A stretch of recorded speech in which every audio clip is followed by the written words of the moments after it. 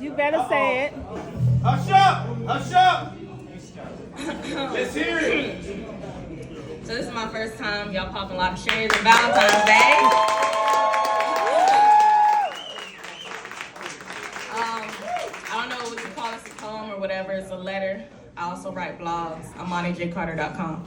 Yes. So this Promote. this is for Black History Month. Okay. This is called Unapologetically Black. Let's go. Let's do it. No apology. Period. Dear token black girl, if someone tried to make you feel uncomfortable in your skin, hold on, my alarm. Okay.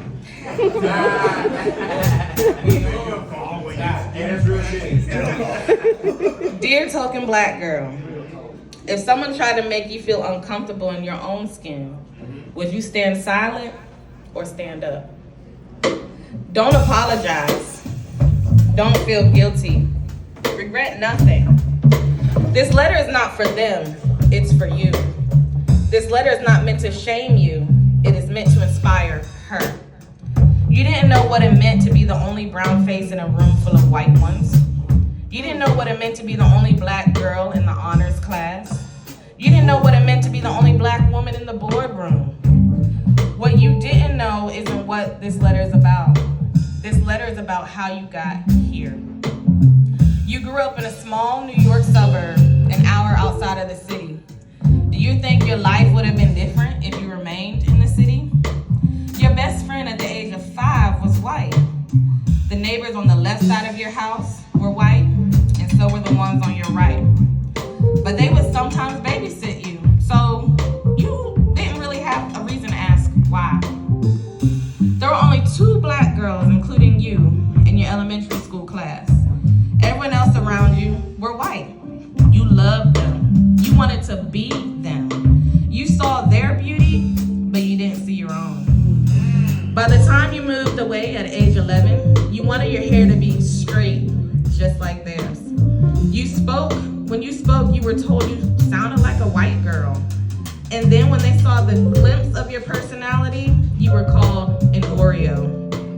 But it's okay, because you still made it here. Your crew in high school was predominantly black, but your honor classes weren't. Your teachers weren't. Your books weren't. Your culture history was only given 1 month out of the year. And it wasn't the full history. It wasn't the true history.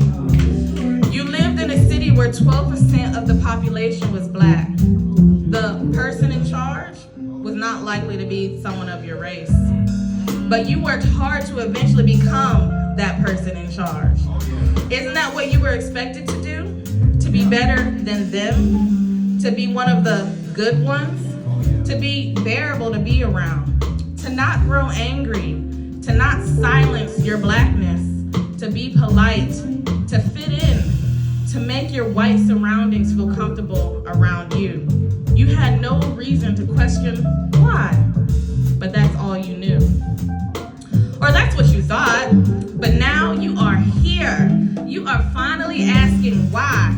Why is the teacher always asking your perspective when reading about slavery? Why are you expected to be the voice for the entire black community? Why do you have to try harder than your white classmates, white coworkers, and associates? Why are you the only black nurse? Why are you the only black person in the company's commercials? Why are they dying to have you in the university's brochure photo?